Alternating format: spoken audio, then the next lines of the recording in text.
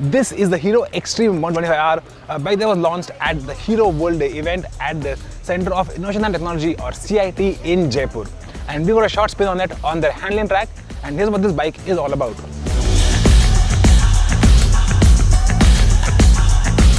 Firstly, I have to talk about the design.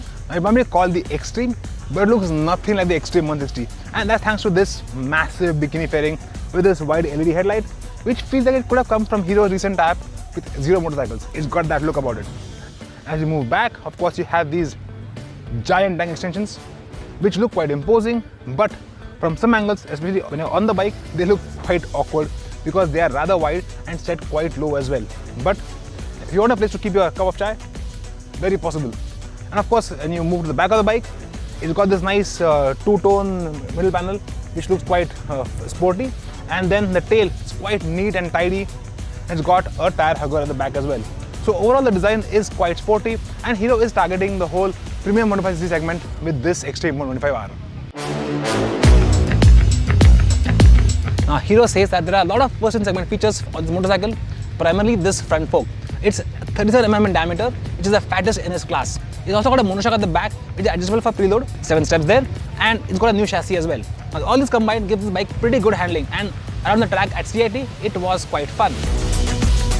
Now, in the first few laps, the front end felt a little vague, but once you learn to trust the front end and just lean the bike into corners, it felt very confident and was a lot of fun on the track.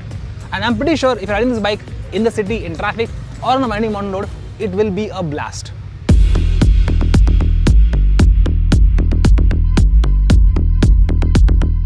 This is Hero's first 125cc bike that gets 7-inch wheels at the front and rear, and that does contribute to the bike's nimbleness when changing directions.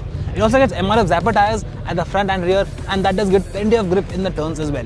The one thing I have to mention are the brakes. Now, the Xtreme gets a disc brake at the front and a drum at the rear, but this is the only bike in the class that gets ABS, because even the most powerful bike here, the NS125, that doesn't get ABS, and our favorite bike, the TVS Raider, that doesn't get ABS either. And the brakes themselves actually work quite well because you have plenty of bite and feel from the lever too.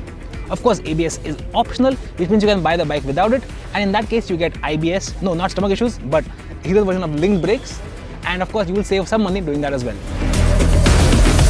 At the heart of this bike is a new motor, basically a 125cc air-cooled motor that isn't based on the one from the Glamour or the Super Splendor.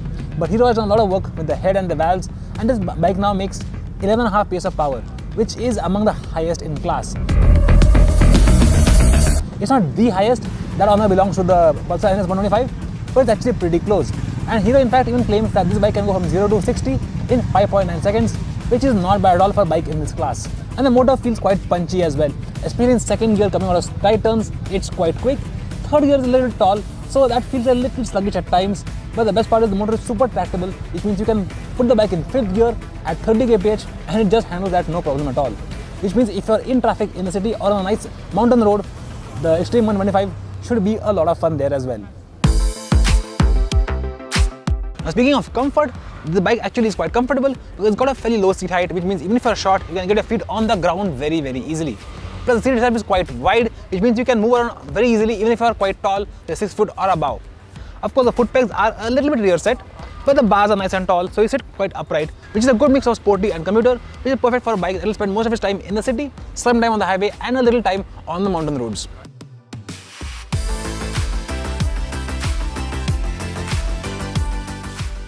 Now, the Xtreme 125 gets a pretty small but pretty neat console. This is a negative LCD console, fully digital, and of course you have your basic information here like your speedometer, your clock, your fuel gauge, your tachometer here. Of course you can switch between your odometer, your trip A, trip B, and your average consumption, but that's pretty much it. It's pretty simple, but it works quite well. Prices for the Xtreme 125 start at Rs 95,000 for the model without ABS, and if you want ABS, it's a little under 1 lakh rupees. It's actually quite good because this price actually undercuts the Pulsar NS125 and even the top-end Raider, which is saying something. But how the Xtreme performs against them in the real world is something we have to see when we get the Xtreme for a road test in Pune. But do you have any questions about the Xtreme 125R? Drop them in the comments and we'll try and answer them there, or we'll answer them when we get the bike in Pune for a full-blown road test. And of course, as always, thank you so much for watching.